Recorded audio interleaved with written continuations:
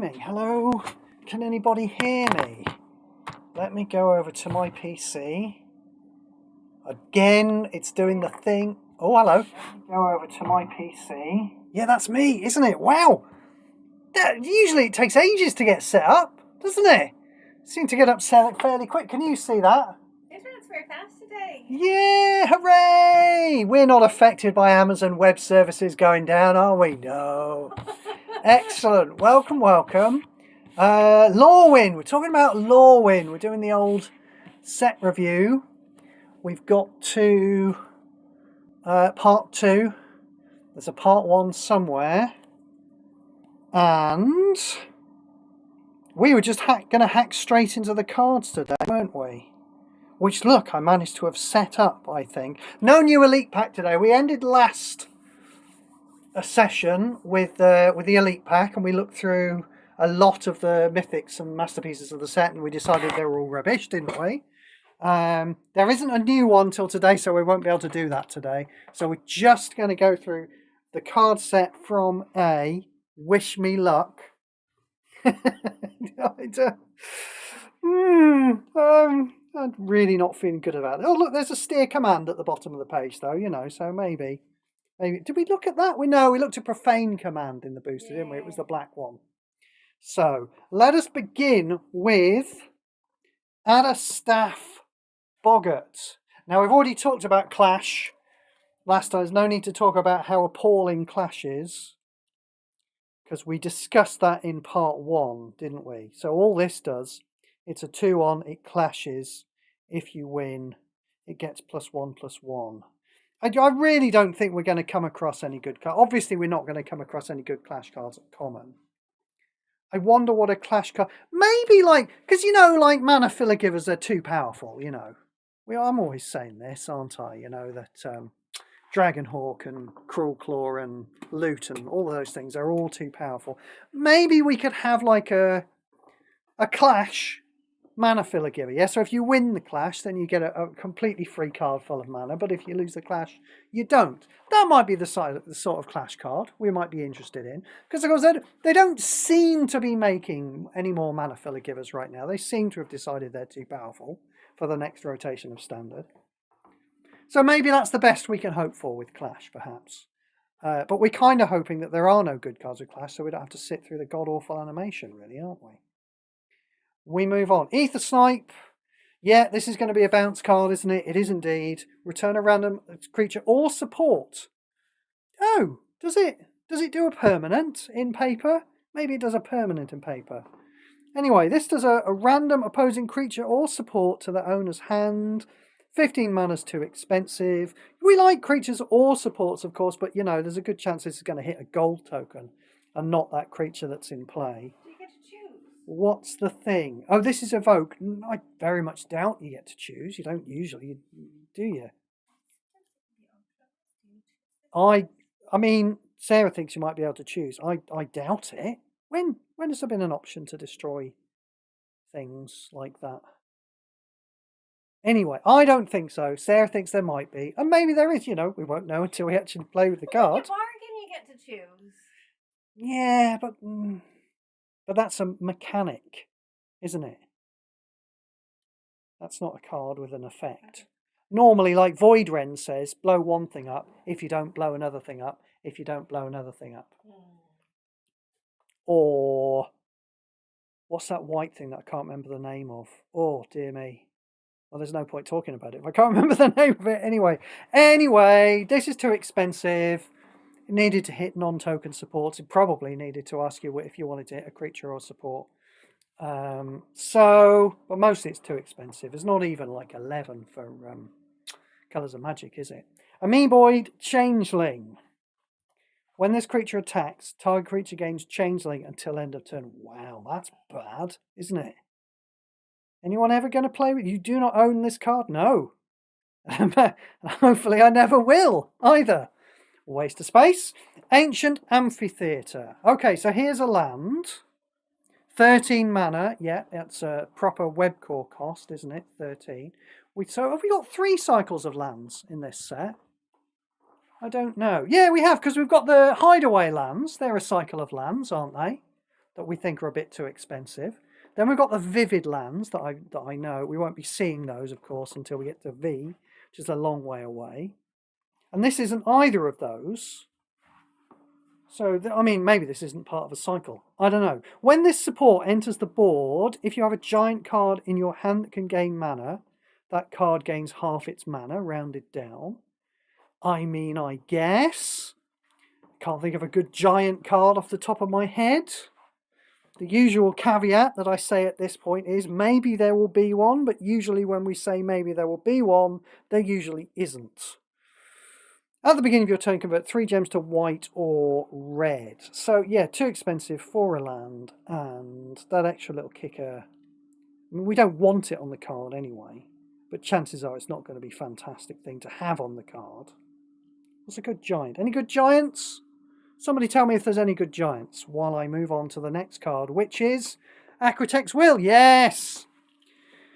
Now, I said I wasn't going to be talking about the Lorwyn 5 event, but it does occur to me that as we go through the cards, we will see a lot of cards that I did play in that event, like this one, giving me plenty of opportunity to talk about the terrible Lorwyn 5 event. Zipfoot reckons about 20 people have probably done that event by now.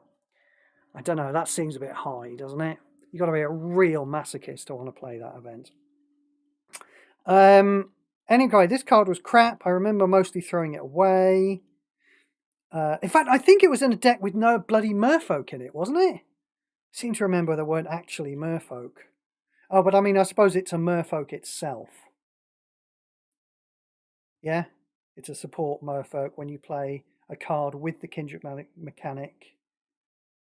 All creatures that share creature subtype. Yes, so when you play this card, if you had another copy of this card in your hand, it would merfolk it up and put 3 mana in it. But it's just a piece of shit. Now, land support enters the board, gain 2 mana. This effect can trigger up to 4 times. Ooh! Arbiter of Nullridge. This is too expensive, isn't it? 18 mana, 5/5. When this creature enters a battlefield or attacks, we like the wording, you know, enters the battlefield or attacks is good wording. Has to be on a good card though. This isn't going to be, is it? You gain life equal to the number of giant and giant reinforcements you control. Then reinforces creature. Oh, okay, so the reinforcing this creature brings us somewhere near high shit tier, doesn't it? Because we're paying 18 mana for a 5/5, and then it attacks as a 10/10, and then it attacks as a 15/15, which puts it, you know, somewhere in high shit tier. Takes it out of mid shit tier, definitely. The life gain is largely unimportant. You can get excited about the vigilance if you like, because of course, you know, a 15/15 vigilance creature will block a thing. But yeah, high shit tier. Ashling the Pilgrim, we spoke about this. It was in the booster, didn't we? Yes, I remember speaking about that at length in the Elite Pack. Ashling's Prerogative. Do you know, I've got to say, though, I like the elemental artwork. I did say I didn't like the artwork on these cards. I find it a bit, I don't know, there's something a bit basic and storybook about it. Do you know what? Looking at the artwork now, up close on my screen, I'm wondering if maybe in the far off days of 2007, I think it was, when Lorwyn came out, maybe they just didn't commission the artist to make art on a large enough canvas, and that's why it doesn't look as detailed as art we have these days. That seems like a fair bet, doesn't it? But I like the design of the elementals. Yeah, with the masks and the fire coming out of them everywhere, and they look kind of cool. Ashling's Prerogative. When a non-token creature enters the battlefield, convert a gem to red. Then, if there is an even number of red gems on the board, that creature gains haste. Right. Okay. I mean, if it converted every time a non-token creature came into play, maybe would we like that? Not really. I mean, it would be like a much worse version of Healer of the Pride. Healer of the Pride costs 3, doesn't it? Converts more than 1 gem. No, it's bad. Don't like. The thing at the end is so weird, you know. I mean, yes, Clive, well done with your design. Yes, converting a gem to red will make the number of gems on the board odd if it was even, and even if it was odd. Well done, very clever design. But it still means that it's a total toss-up when your creature's going to get haste or not. And just giving your creature haste is a bit of a rubbish ability. So bad. When this support enters the board. Yeah, this is another one of these, isn't it? This will be a cycle, it looks like. And I bet it does exactly the same thing. If you have a goblin card in your hand, it gains half its mana. I mean, I'd love to say there are better goblin cards than there are giant cards, but I've really got no idea, you know. Like, I used to play goblins in Legacy in paper. There were some very good goblins. For a while, goblins used to be the premier deck in the Legacy format, frankly, I think. I've no idea if it's even playable now. It was a long time ago I used to play Legacy. But yeah, you know, I kind of doubt there are killer goblin cards that you desperately want to be playing in Standard that are going to make this card a really playable, awesome card. It's just a too expensive land once again. Austere Command. We saw Profane Command. So the same things apply. I don't like the fact it's not 4 choose 2.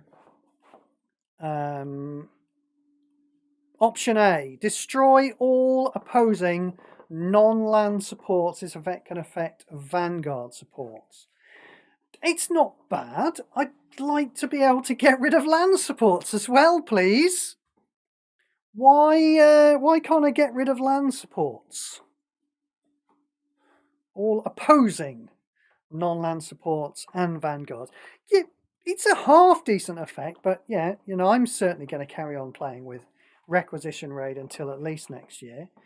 Option B, destroy all opposing creatures with power 10 or less. It's fine. It's a half decent card.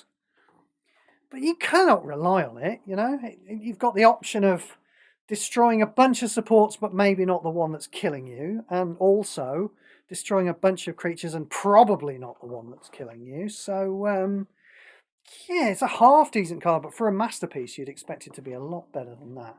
Avian Changeling, very boring, 2/2 Changeling. Was that in the terrible Lorwyn 5 event deck? Can't even remember now. Axe Grinder Giant. So this is one of the giants. You might put half the mana in if you've got one of these ancient amphitheaters in play. It might just immediately go pow, have 6 mana. And then you've got a 12 mana 6/4. I mean, that's not bad for a common. 12 mana 6/4. It lifts it all the way out of low shit tier, I think. Somewhere into mid shit tier. I was definitely, wasn't I in the last set? Wasn't I definitely saying that like 15 mana 5/5s get to be in mid shit tier? So a 6/4 for 12 mana definitely gets to be in mid shit tier.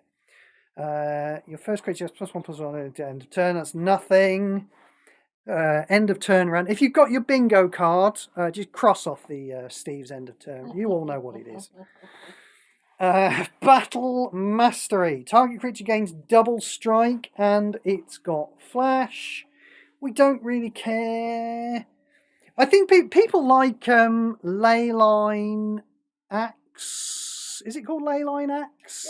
Yeah. That's the thing that gives double strike that people seem to like. No, it's good. It seems like I meet Leyline Axe a lot, but it probably isn't getting as much play as I think it is. It's just simply the fact that if it's in Greg's hand for a turn, it becomes free and comes into play. So you're much more likely to see it.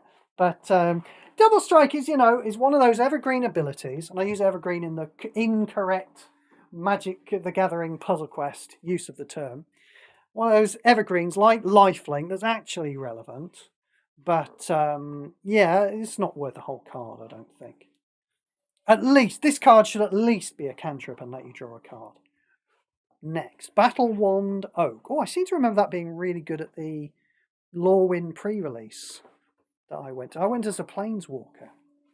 I thought I would. Do you know what I mean? Because we are, aren't we? All us players of the games, we are Planeswalkers. That's the story of Magic the Gathering. And then they put planeswalkers into the actual game in the Lorwyn set. They were making a big deck of it. So I bought myself a mask and went as a planeswalker. Which one did you go with? I made my own one up. He's got a rude name. I can't say it on the stream.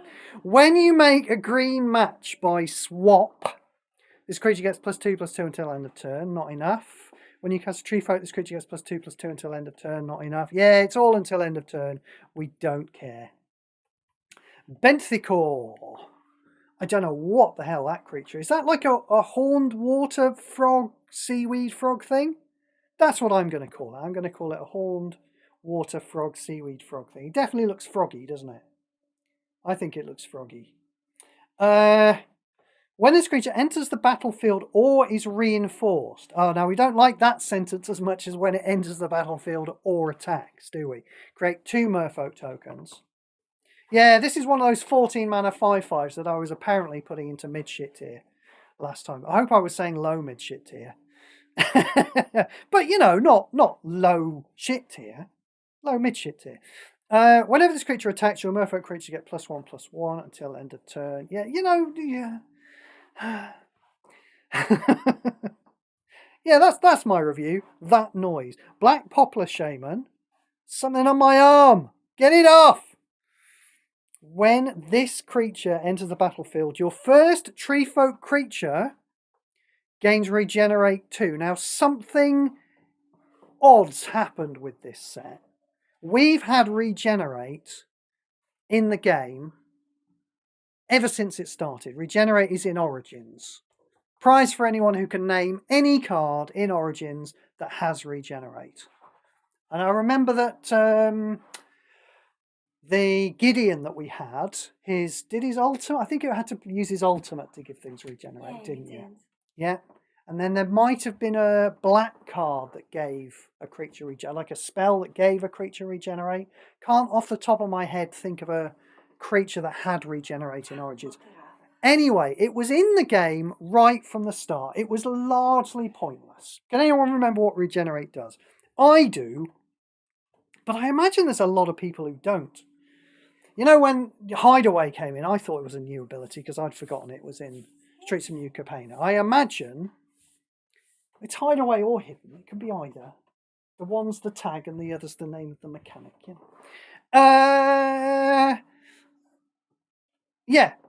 Some people may think that regenerate is a new thing. It does this. At the beginning of your turn, a creature with regenerate that has received damage will heal its toughness according to the value next to its regenerate keyword. Yeah? So it's kind of terrible. I mean, damaging creatures is already the worst way of killing them. Creatures don't naturally get into combat because they don't naturally block in this game. So, and what's that, sorry? Undercity Troll. Undercity Troll apparently has regenerate 3. He's in Origins. Yeah. And it was consecrated. Consecrate by blood, yeah. I'll see, that's the thing that I remember. Thank you, that's the name of the black one. So what's happening with this creature? Yeah. Let's say you just put this creature into play. Okay. It's a 7 mana 1/1, so it's already fucking terrible. However, if you've got no other tree folk in play, it's going to give itself regenerate 2. Now what that means is, if it takes damage, then next turn it's going to get 2 of its health back. Can you see the problem with this? If it takes damage, it's dead, isn't it? Now, maybe with this card, maybe you will have another tree folk in play. There is a card. We are going to see a card later in the set, though, which is just a 1/1 with regenerate. And you're like, what is the fucking point? That might be one of my new favourite examples of bad design. You know, along with all those cards that used to give haste to creatures with activate gems and things, you know. But anyway, we've not seen a lot of regenerate in this game, and the reason is it's shite. It was pointless. So, you know, Octagon certainly didn't bother with it. But there's quite a lot of regenerate in this set. I think we've got probably at least about 4 cards that have regenerate in this set. And yeah, Webcore have remembered it exists. And the reason is because they're using an old set. there are creatures in paper with the regenerate ability. I don't know if you know what regenerate does in paper, but it's a hell of a lot better. A hell of a lot better than it is in this game. I mean, for starters, it can protect a creature from being destroyed outright. You know, it's not just limited to damage.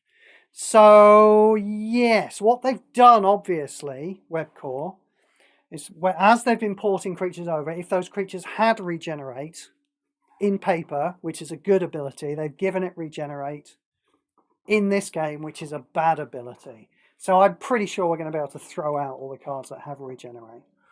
I mean, who knows? Maybe there'll be a Spirit Monger-like thing, and it will be good besides the fact that it has regenerate, but I doubt that. I doubt that very much. It lends a little bit more credence, I think, to the fact that maybe they're getting ChatGPT to design some of the cards, frankly. What we're also going to see in this set, I've noticed, is some protection as well, you know? Now, protection, I believe Octagon came up with. I don't think it was Hibernum made protection. And they made it rubbish. And so it quickly died off as an ability and nobody cared about it. And Webcore have brought it back for this set. And you're like, well, no, nobody's going to care about protection. Well done for using some old code that was lying around, but it's utterly irrelevant to the game as it stands today. Bit depressing, but never mind. Plenty more cards that might end up being good. Is this one of them? No, we doubt it. Spell card. So it's a shapeshifter. So when you cast another shapeshifter, cast a card with the kindred mechanic. Yeah, all creatures that are shapeshifters get +1/+1 permanently, and every card in hand with the same creature subtype will get 3 mana. I know that the Johnny Combo players out there are already looking out for a Kindred card that costs 3 mana. Now, admittedly, you won't be able to chain a bunch of these off each other, a Kindred card that costs 3 mana, unless you can, like, copy them in some way. But I know how these fuckers' minds work. Do you know what I mean? And I think that's what they're already on the lookout for. Maybe we can go infinite with one of these things. Anyway, I won't be paying too much attention to that.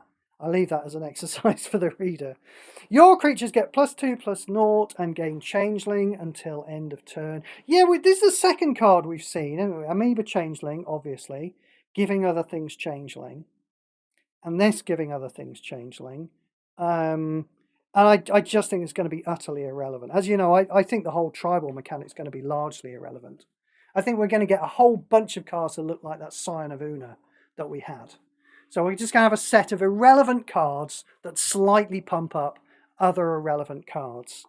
And turning things into changelings is going to be like a little spandrel on the edge of that. Just a little kicker, a little extra irrelevancy on the whole tribal theme. I like changeling as a rule in paper. And I've always wanted to see a really good changeling creature in MTGPQ. Not because I want to play with tribal cards that all work together really well, but just simply every so often you get an objective that says play a bunch of elves, and maybe another objective that says play a bunch of zombies. And I just fancy having one deck that can clear all the objectives on all of those. Do you know what I mean? So, now I believe there is a half-decent changeling creature in Puzzle Masters 2. Omo is alright, aren't they? Yeah, it's the one that gets bigger every turn. +3/+1. I remember specifically thinking that it never got to a point where it equalised its power and toughness. I have no idea why I thought that at the time, but I talked myself into that. But of course it does, and that triggers something on. Anyway, you can look it up. In fact, let's me look it up while I'm here. Why the hell not? I think it's called Omo.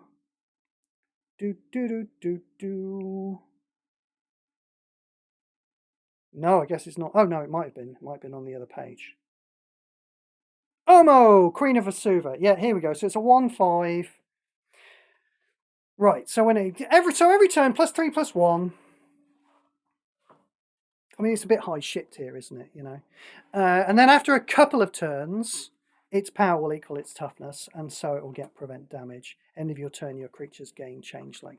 I mean, it's not really good enough for me to get excited about, to build that deck that I was talking about that does just do the thing where you go, oh, there you go, there's 12 elves and also 12 zombies, or however many I need to play of all of these things. And I feel like Omo maybe is the best changeling we've ever had, actually. Do I mean changing or shapeshifter? No, I do mean changeling. Okay, yeah, fair enough. Because it's a type. Changeling is a type, but also, confusingly, creature ability as well. So, I think they used to, in paper, I think they mostly make shapeshifter the creature type and changeling the creature ability. Anyway, I would like us to get a really great changeling. I think the chances of that happening are... God, clear filter's taking a long time to kick in, isn't it? Where did we get to? We got to Blind Spot Giant. 13 mana, defender, 4/3. This creature can block only one creature per turn. Yeah, that's a pile of shit. Bog Hoodlums can't block. Okay, very good. Like all creatures, you mean? Yeah, well done. This is a 13 mana 4/1. You see, Webcourt, in paper, I bet it's like a really cheap 4/1. And that 4 is a fifth of your opponent's life total. And that's probably why it can't block. It has to be a really aggressive creature, but you can't take advantage of it to block really huge ground things. When this creature enters the battlefield, clash. If you win, this creature gets +1/+1. Yeah, absolute garbage. Boggart Birthright, Kindred Goblin. Return the first Goblin card from your graveyard to your hand. Again, for some reason, I'm hearing the Johnnies screaming out in my ear. This could be it, Steve. This could be part of the infinite loop with a Kindred. I mean, obviously you need a lot more than just this, don't you? Because Kindred only adds 3 mana, and this got 8 mana. But I can hear them screaming in my ear, this is part of the deck. I can make it work. Boggart Forager. Yeah, this was definitely in the terrible Lorwyn 5 event. Activate 3, shuffle the board. I mean, just... okay. Does shuffling the board create cascades? I think shuffling the board does create cascades. Does it? No, I'm told shuffling the board doesn't create cascades. So a bit of a waste of everybody's time then, that card. Boggart Harbinger. Okay, so Harbingers. I think we're going to see a cycle of Harbingers, and I think they're all going to fetch cards. Like this one does. When this creature enters the battlefield, fetch the first Goblin card from your library. That card gains half its mana, rounded down. I mean, they seem to have learned their lesson a bit, don't they? Right.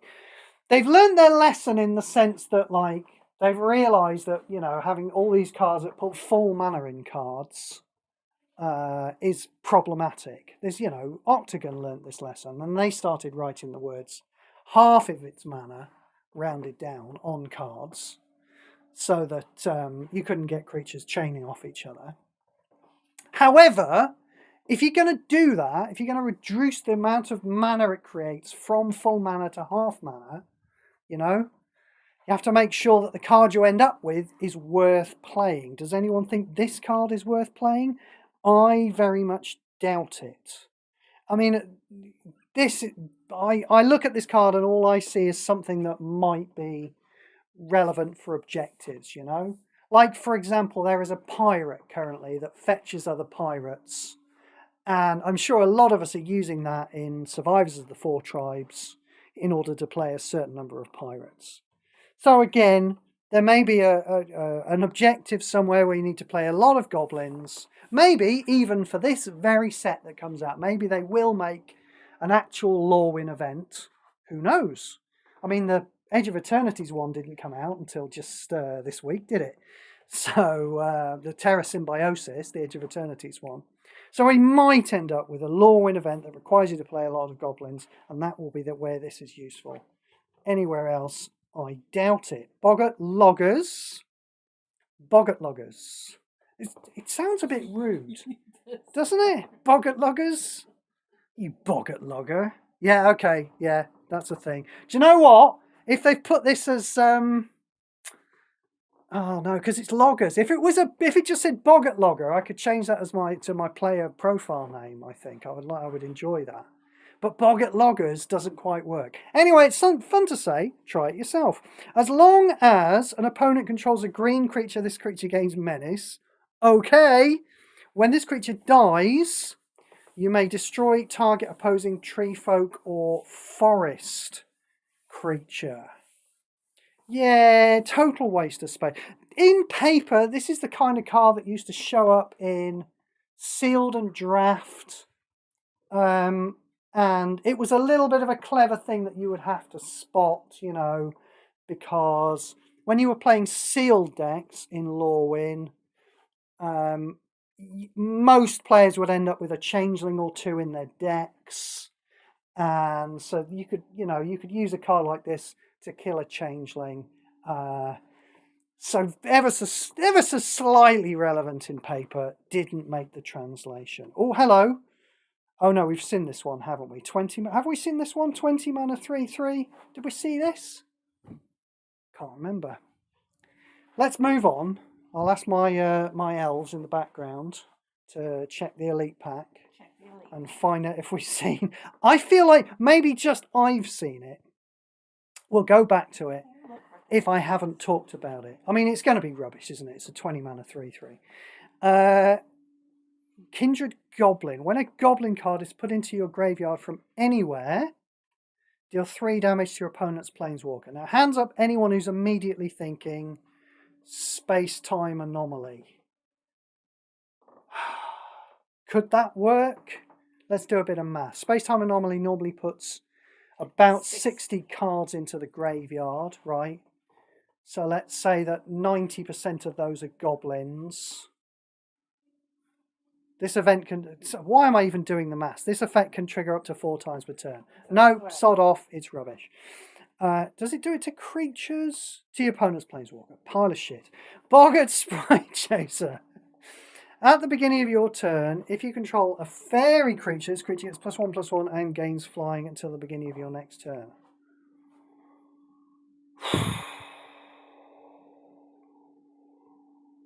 Boggart Strider Ash. When your opponent casts a goblin card, gain 2 life. We've only got to B. I want to kill myself, and we've only got to B. We have to go back to the Boggart one because it wasn't in the elite pack. It wasn't. Well, maybe I own it then. You do not own this card. No, I don't know why I've seen this card. So this is a 20 mana 3/3 leader. Goblin tokens are not uncommon. When a goblin card deals combat damage to an opposing Planeswalker, reinforce this creature. I feel that's going to pale into insignificance. Like reinforcing once per turn. Or, you know, multiple times per turn. I feel that's going to pale into insignificance into the number of goblins you're probably going to want to generate yourself. But Leyline X gives double strike. Yeah, but I mean, you could put it on a creature that's much better than this thing. I'm not interested in giving this to it. It's not big enough. Not big enough. Not big enough. Not big enough. No, what I was going to say was, yeah, the reinforcements you're going to get from attacking with this probably pale into insignificance. You're probably going to play with something like that burn spell that puts 10 goblin tokens into play. Do you know what I mean? So having 1 extra goblin token on top of this. But it's a 20 mana 3/3. It's a 20... We had the Changeling Titan. If you want to do the same thing but with elves, it's a 7/7. Do that instead. Don't do that. Briarhorn. Oh, this is so good in paper. This is a real beast in sealed and draft anyway. But of course they won't have changed the numbers at all. What have we got here? We've got Evoke and we've got Flash. Yeah, these are all things that it has in paper. But, you know, +3/+3s are relevant numbers in paper and not here. When this creature enters the battlefield, target creature gets +3/+3 until the end of your next turn. Yeah, it probably does do that. Yeah, of course, because when you evoke in paper, creature dies. I can't remember. It's rubbish anyway. We've definitely seen Bridget. She was rubbish. I'm pretty sure we've seen Brian Stoutarm. He was fairly rubbish at 15 mana. Fairly rubbish. Does he get to be high shit tier? I don't know. Listen to the other stream and see if I decided that. I'm definitely umming and ahhing about it. Here's another one of those cards from the terrible Lorwyn 5 event. This is one of the only cards you got to put. The objective was to put cards into your opponent's graveyard. I believe your opponent was Liliana. And this is one of the only cards you actually had in the deck that could do it. All of your removal was bouncing cards back to your opponent's hands, which wasn't putting cards into the graveyard. So I think you had to cast at least 2 of these, I think, and then use his ultimate in order to actually put enough cards. And then that meant you had to win the clashes as well. Just so awful. Just one of the worst cards in the entire world. In a set full of the worst cards in the entire world. That's kind of saying something. Here we go. Here is Protection from Red, which is just such an utterly irrelevant ability. And this card does nothing else, does it? It's a 4-mana 1/1. It has Protection from Red. When it leaves the battlefield, your first creature gains Protection from Red. I mean, just a huge amount of nothing. Here's a Changeling. It's not going to be a really great one, is it, as a 16-mana 4/4. When this creature enters the battlefield, if you have a creature in your graveyard with a basic evergreen, this creature gains that basic evergreen. I mean, have fun, people. Presumably it's gaining all of them, yeah? If you all want to drop a bunch of creatures into your graveyard and play one of these and try and get as many icons on it as possible, it's still not really turning it into a good creature. I mean, you know, sure, it's going to end up with prevent damage and lifelink and double strike. Those would be mostly the relevant ones, wouldn't they? And I mean, if I suppose... Oh, no, it doesn't end up with prevent damage. Oh, pretty terrible then in that case. I thought it would get prevent damage. No, I'm not gonna say hexproof is relevant. I suppose vigilance is nice because it lets it block a little bit, but it doesn't die. But it's still not very big, is it? No, terrible. Don't like it. Caterwauling Boggart. When this creature enters the battlefield, your other goblin creatures and elemental creatures get +2/+2/+2. Ooh, permanently. Then your creatures gain menace. Yeah, I mean, this is better than the Scion of Una, I think, isn't it? It's terrible, but +2. Yeah, that was giving +1/+1 to everything, wasn't it? The Scion of Una, giving +1/+1. This is giving +2/+2 to things. Yeah, better. Still terrible. Ceaseless Saber. In fact, do you know what? It probably... Oh, no, I was thinking it was a 7-mana 4/4 because it did itself. It doesn't give it to itself. No. So, terrible. Ceaseless Searblades. When an elemental creature you control attacks, this creature gets +1/+0. Yeah, not getting big enough fast enough, is it? You know? Does it? Is this good enough to get in mid-shit tier? Answers on a postcard, please. Oh, this is definitely at least high-low shit tier. At least high-low shit tier. It's definitely above mid-low shit tier. I'm not sure it gets all the way up to low mid-shit tier, though. This is fun. Sends Air. Yeah, this is going to be another one of these. When this creature attacks or blocks, which it doesn't do, it gets +X/+X. X is the number of Kithkin creatures you control, including their reinforcement. No, it's no, it's not. It's no. I don't care. There's no way you're going to show me a Kithkin generating card that's good enough that they would make as well. And do you know how I know that? Because they're all going to be about as good as this card. That's how I know that. They could make a card that just says, no mana, make 100 Kithkin soldiers. But no, I bet you they're all going to be about as good as this. Changeling Berserker. What have we got here? 16 mana, 5/3, Shapeshifter Elemental Leader with haste. I mean, I guess, but no. You know, no, not good enough. The reason why I I liked the big shapeshifter that I can't remember the name of that was in the Elite Pack. Was, you know, pumping up 7/7s. You've got a good chance of getting 50 power there. And I cannot stress this enough, I only like that card for planar chaos. And probably not even then, to be honest. I'd have to play with it first to find out. But, so, I mean, you definitely don't want this, do you? You definitely don't want this because it's smaller than that one. And if you have to make do with it, then I can't imagine that this is your best option for playing in planar chaos. And the rest of the time we don't give a shit. So, nope. Changeling hero, what have we got here? Leader shapeshifter. Oh yeah, this was in the terrible Lorwyn 5 event I'm not talking about. It's a lifelinker, it's a leader, it's 16 mana.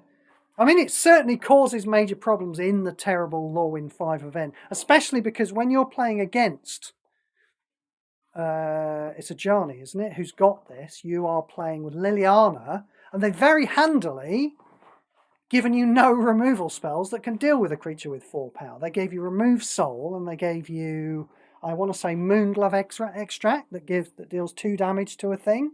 Strictly speaking, you could hit it with 2 Moonglove Extracts, but good luck fucking doing that, frankly. No, too expensive, too rubbish. Changeling Titan, that was the thing I was talking about, yeah. Yeah, why would you play with Changeling Berserker when you could play with Changeling Titan? And frankly, most of the time, why would you play with Changeling Titan anyway? But we've seen that. This is Cloud Crown Oak, which is a 7 mana 3/4 with reach. Again, you know, maybe this is efficient enough to take it all the way out of low. No, it's not, is it? Because it's got reach. It's not efficient enough to make it all the way out of low shit tier. No, it's terrible. Well, of course it's terrible. I'm just deciding exactly how terrible. Cloud Goat Ranger. This is quite good in paper. But then making a 3/3 and 3/1/1s in paper, slightly better than it is in this game. Because, so 12 mana, 3/3. We get 3 Kithkin Soldiers. Does that make you excited about playing with Senz'Heir? Nope, it does not. When this creature attacks your first other Kithkin creatures, get +2/+0 until end of turn. I don't know. There may be some very specific use for it that I can't think. In some pauper event or something that I can't think of. So mostly terrible. I mean, I probably... Again, you know, because you're paying 12 mana for 6 powers worth of creatures. That probably makes it all the way into low mid shit tier. Cloud Thresher. Yeah, no, I remember this in paper. It certainly looks like a very ugly thing, doesn't it? This is a 15 mana 7/7 with reach and flash. Okay. Deals 6 damage to each creature with flying and each planeswalker. Right, well that's not good enough, is it? It's just going to get completely overrun by other things. It doesn't kill things that aren't flying. It's a fairly sized body. But again, the reason why I'm pausing is just to decide how low in shit tier I put it. It's not. Does it get to be all the way up to high shit tier? Maybe low high shit tier. Colfinor's Plans. Shit tier just gets bigger and bigger and bigger all the time, doesn't it? maybe sometime I should make a collage of where all the cards in the game are. Would you like to see that? We could do it like as a group exercise, can't we? Make a website and just have, you know, just an enormous pin board where you can pin all the cards in the various places where there are in shit tier. And then, you know, I mean, we can have the whole game. I just don't expect to see a lot from this game that's not in shit tier. You know, there might be a couple of cards in mid, you know, and a handful of cards right at the top that I'm playing every week in coalition events. But it's pretty much all in shit tier. Colfinor's Plans. This is an actual mythic, and I believe we haven't seen this one before. Oh no, I bet we have actually. When this support enters the board, have we? Have we seen this one before? Support enters the board. Exile the top 7 cards from your library. When you draw a card, move that card to your graveyard. Oh, well, we don't want to do that. So you can't draw cards then. At the end of your turn, pick one of the first 4 different cards from exile. Fetch that card, it gains full mana.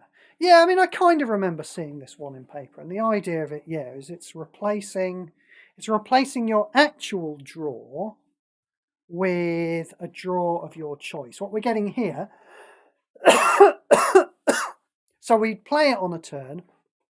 Next turn, we skip drawing a card. We don't get a card in our hand. Oh, no, right, okay, that's not strictly true, is it?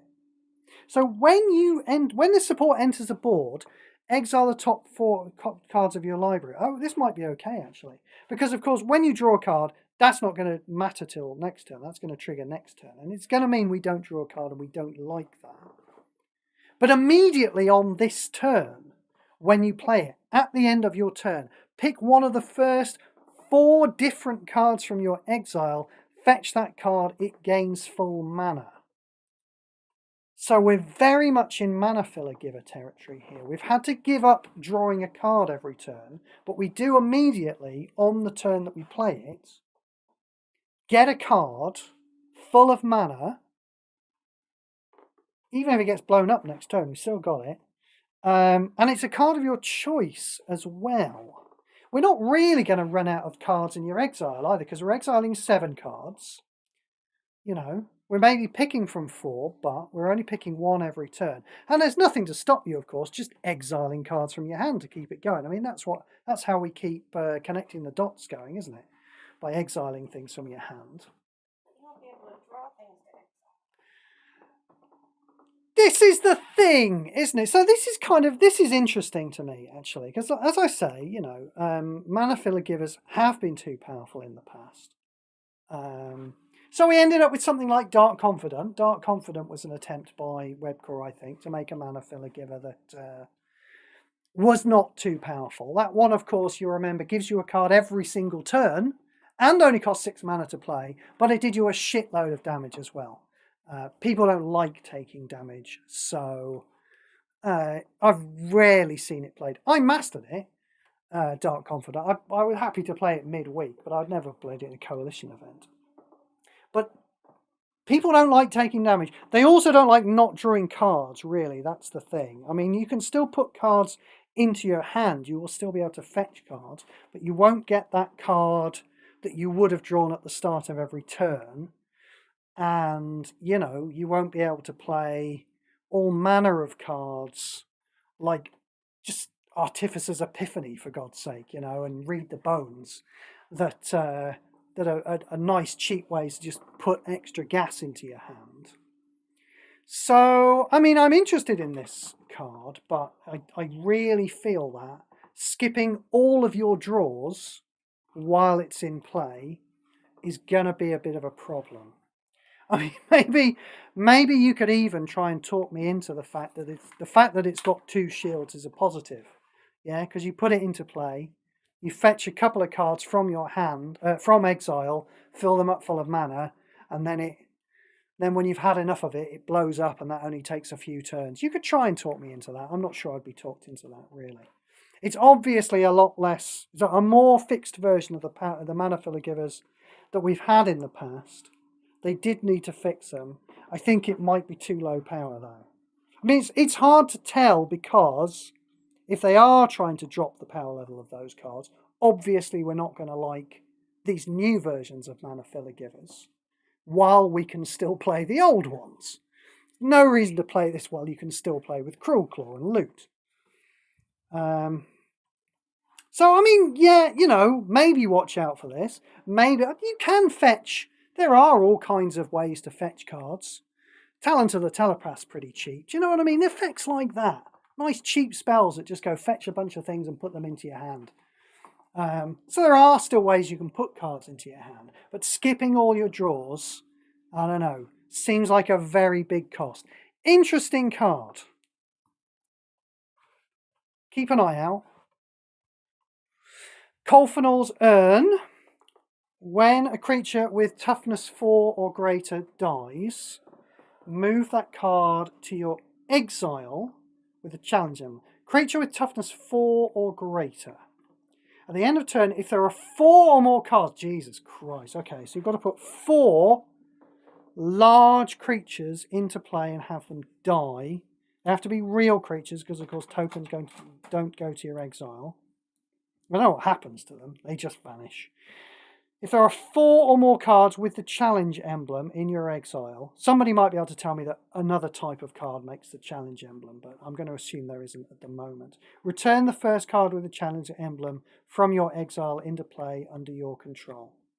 So, again, you know, in the same way this is kind of a fixed mana filler giver, this kind of feels a bit like a, you know, a fixed connecting the dots, you know, that doesn't start working for fucking ages. And I really just feel like it takes too fucking long to start working. When a creature with toughness, because it's not like you can exile these creatures from you can just draw a bunch of cards, exile from your hand, and start it working. No, all of these creatures have to have been in play and died. It will trigger off your opponent having them, but it just takes too long to get going, I think. I'm still kind of interested in the design. But, you know, objectively a bit rubbish. Consuming Bonfire. Kindred Elemental. Deal 4 damage to target creature. Then disable the first tree folk opposing creatures for 2 turns. Does it really do that in paper? I've got to check. Because that just seems so limited, even for paper, even for sealed, which is the format where you end up playing with the shittest cards generally. Consuming Bonfire, he types into Google, MTG. Let's see what it does. Choose 1. Deals 4 damage to target non-elemental creature, or 7 damage to target tree folk creature. Okay, so yeah, it's still pretty junky. It's about 5 mana in paper. Still pretty junky, but the type of thing you might end up playing in a sealed deck. Disabling the first tree folk creature for 2 turns. I mean, what a waste of space. The only thing I like about this is that that's actually quite elegant, isn't it? Normally we have... often we will disable things for a turn or until the start of your next turn. That's never long enough to disable things. Then they introduced stun counters, but stun counters were a bit crap, weren't they? Because a stun counter didn't disable something straight away as part of its effect. Yeah, so you would give something the stun counters, it would stay enabled, and then the stun counters would start to disable it on the next turn when it was trigger. So kind of ugly. So if they want to print this effect, if they want to print cards that say disable target creature for 4 turns, I'm quite happy with that, because that's basically just stun counter, except the card is disabled immediately, which is usually when you want it to start being disabled immediately. Could their effects trigger on stun, though? What's that? Their little card effects, could those trigger on stun? I don't know what you mean. Not sure what you mean. Could their effects trigger on stun? Yeah, like if they had a thing that said, oh, if something enters the battlefield, then... Don't know. Alright, well, never mind. Don't know. Anyway, so yeah, terrible, shitty card, but I'm intrigued to see if we're just going to get this template. They're terrible with templates, aren't they? This whole idea of disable that for a bunch of turns, because 2 turns isn't really enough, but, you know, 3 turns is already starting to be enough. People used to like, even Madren, my man Madren, you know, used to like things like Bitter Chill, which would give, you know, 5 stun counters to things. And, you know, in this day and age of Galters and Rakdoses and things like that, you know, just locking down all your opponent's creatures from multiple turns. It was never my type of thing, really, but I'm sure he'd be happy, much happier, to do that for X turns and have them be disabled straight away. Anyway, we spent too long on this terrible card. Crib Swap. Why did it go off immediately? There we go. Crib Swap. Exile type creature for 9 mana. Then its controller creates a shapeshifter token. Okay, so we're giving Greg a creature. We are not giving Greg a creature unless we exile his target creature. So we're not really, we don't really have the utility. We certainly don't have the utility of a, what's it called? Turn to Frog. It's a 7 mana white one called. I don't know. Make your move. No, it's not called Make Your Move, is it? It creates a human token. Blows up something of Greg's and creates a human token. Stroke of Midnight. Stroke of Midnight. That's exactly, yeah. Thank you. No, don't look at me like I'm mad. No, I've already admitted. I was asking you the question. I've already admitted I cannot remember what the hell I was talking about. So don't look at me like that. Yeah, so we're not in the realms of Stroke of Midnight, which didn't even need a creature in play. Killed something and gave Greg something. We're not even in the realms of Turn to Frog, which did need Greg to have a creature, but at least it actually killed something. Yeah? For when the objective says destroy 4 opposing creatures, you can do that. If you wait for Greg to play a creature and then play 4 Turn to Frogs, you've destroyed 4 of his creatures. If you play 4 Crib Swaps, you've destroyed none of his creatures because it exiles. So I don't like it. Let's just see what a shapeshifter token is. Yes, it was a 1/1. We knew it was going to be a 1/1. It does raise the idea, of course, that we might be able to fill all Greg's creature slots up with 1/1 creature tokens, doesn't it? Many years ago in the past, this was a thing that we tried to do sometimes. You would blow up something with Turn to Frog. You'd blow up something imprisoned in the moon.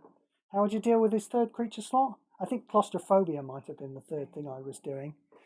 But, you know, that has been a strategy in the past. Not an especially brilliant one, but it has been a strategy in the past to just fill all Greg's creature slots up with creatures that are really bad, because he never builds over his creatures. So this raises that idea, but I think it's, as I say, it's quite low down the list of giving Greg creatures. I think the other cards we've got are currently a little bit better, and the exile is really the thing. How long have I been going? I've been going for about an hour. How long do we want to keep going for? Let's keep going for a little bit. Crush Underfoot. Kindred Giant. Your first creature deals damage equal to its power to the first opposing creature. Okay, so that's like fight, isn't it? But you don't get damage coming back again. Anyways, dealing a finite amount of damage. Get your bingo cards out, everybody. And it's obviously terrible. Ooh, Cryptic Command. Now this, of course, as a blue mage, this was almost my favourite one of the commands. This might have even made it into my legacy deck. I cannot remember. I used to play this really appalling paper legacy deck called Solidarity. I didn't build it, obviously, but it was a combo deck that would go off in your opponent's turn. Because there was a card that cost 2 mana. You would untap all of your lands, and you could only play it in Greg's turn. And it used to be part of this rather appalling combo deck that I used to really like, because it used to really grief people, and I was that kind of player. And I think Cryptic Command might have made it into that deck. So anyway, my point is, it was amazing in paper. Let's see what we've got. Option A, drain. Oh, fucking hell. I guess this isn't going to be good then, is it? Drain all mana from the first 2 cards in your opponent's hand. Do you know what? I can think of a card that drains mana from my opponent's hand that sometimes I end up playing with, and it's Nicol Bolas. But do you know what that does? It does it every single turn for the cost of no mana. All you have to do is give it +2, and it drains 6 mana from the top 2 cards in your opponent's hand, and you can trigger it every single turn. So I do play with some drain every so often, but come on, as a spell, as a single spell that triggers once, we're draining all mana from the first 2 cards in your opponent's hand. If your opponent has 5 or less cards in hand, return target opposing creature to your opponent's hand.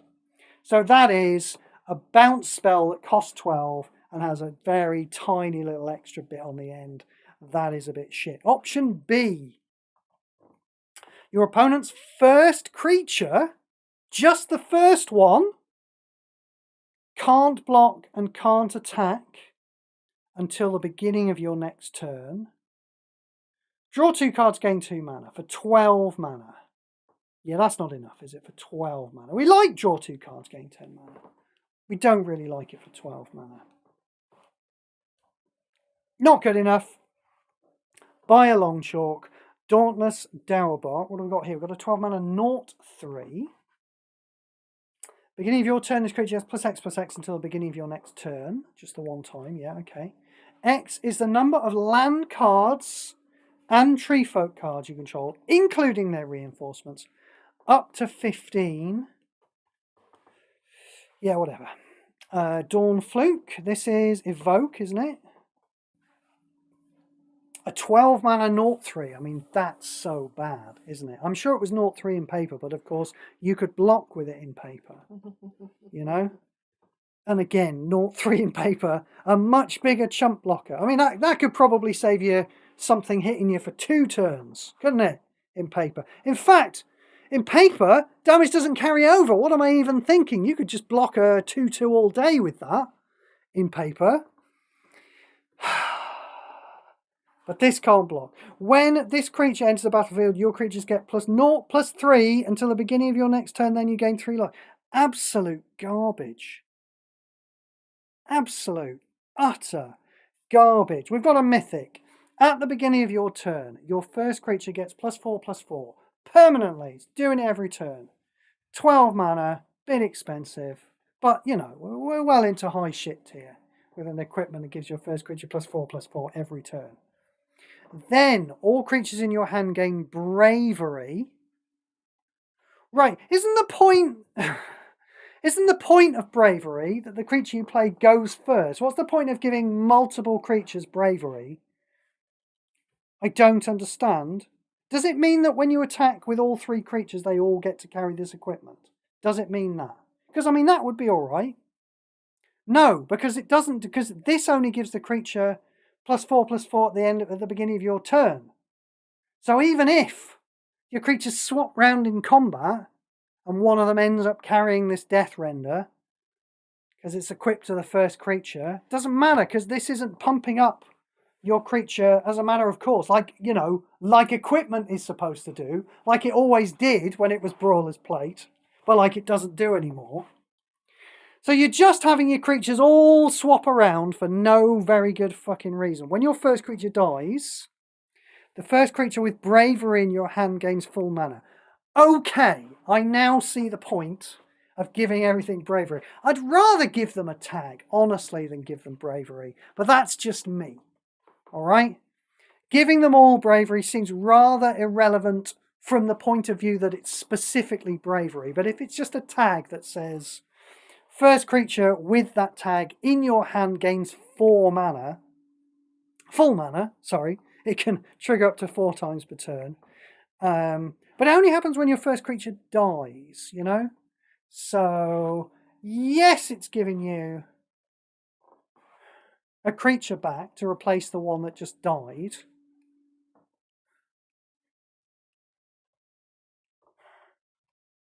I mean, definitely high shit tier.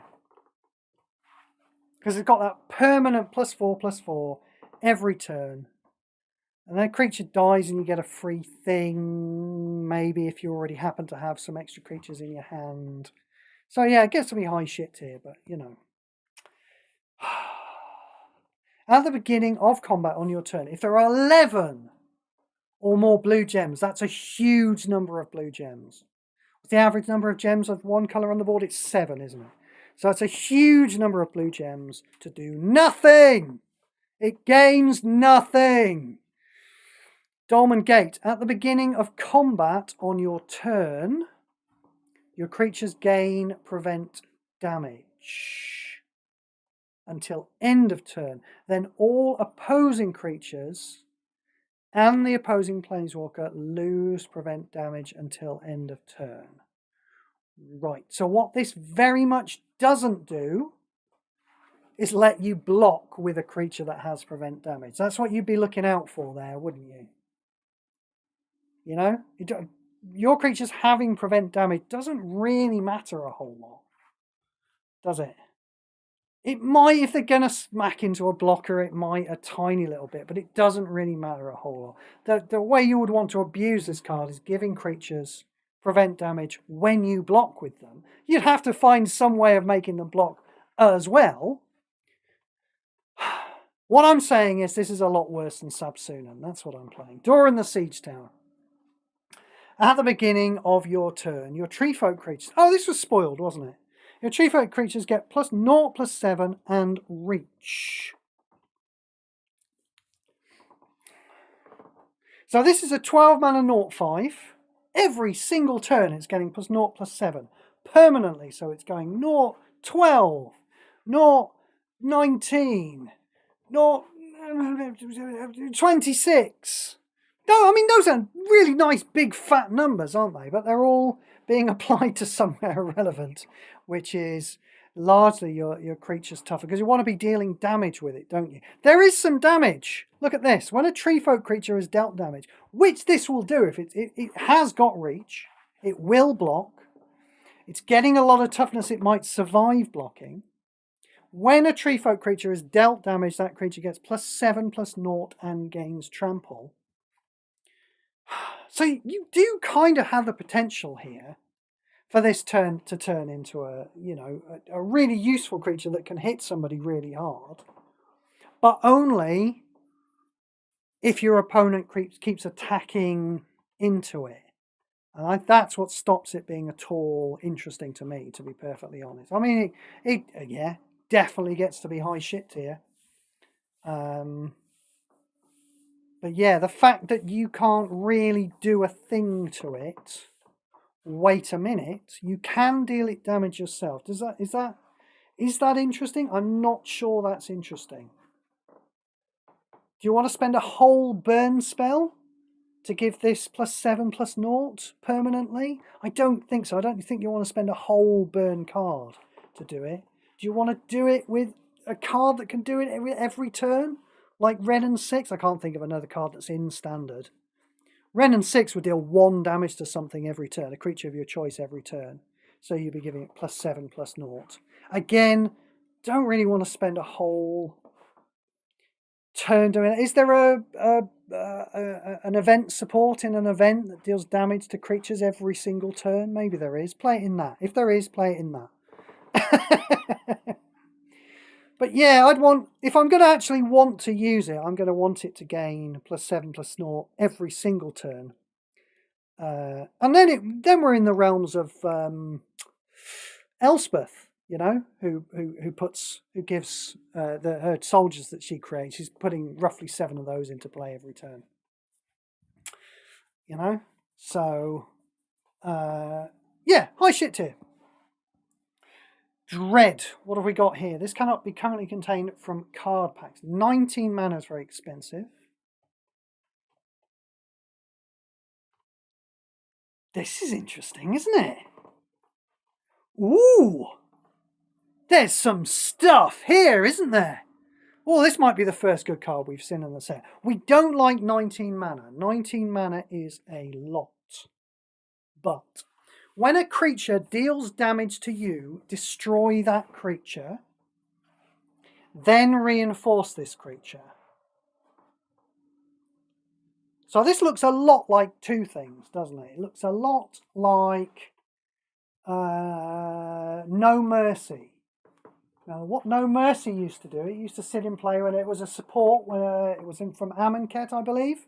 Maybe Hour of Devastation. When a creature used to deal you damage, that creature would die, but your No Mercy would lose 1 shield. This, instead of slowly getting worse and eventually dying as it kills creatures that attack you, it gets bigger. Destroy that creature, then reinforce this creature. And it's got a good sized body, isn't it? It's a 6/6. 12/12, 18/18. We like those numbers going up. So that's what also makes me think a bit of Rakdos. Rakdos does the same kind of thing, doesn't it? Blows up a lot of shit. 6/6, 12/12, 18/18. I mean, you would want a Rakdos, wouldn't you? You would want a Rakdos. Because Even though, strictly speaking, this thing can blow more things up. You know, because, you know, maybe 3 creatures come down and they all attack you. Oh, do you know what? I actually like the fact it's got Menace. That actually seems, for once, Menace seems relevant on this card because it's not going to get killed by a blocker. It's just going to walk right through a Sabsunan. It's going to walk right past a Vraska. Yeah, I actually like the fact this card's got Menace on it. So you put it into play, and anything that's going to hit you, it is going to hit you once. Any creature that's going to hit you is going to hit you one time. You're not blowing it up straight away, but it does die straight away, and this gets big. There's another sentence: when this creature dies, shuffle this card into your library. I never really understand the point of that sentence in this game. Maybe some statisticians can tell me that I'll like that sentence statistically for some reason. I kind of doubt it. I think it's an irrelevant sentence. But that's a pretty good card.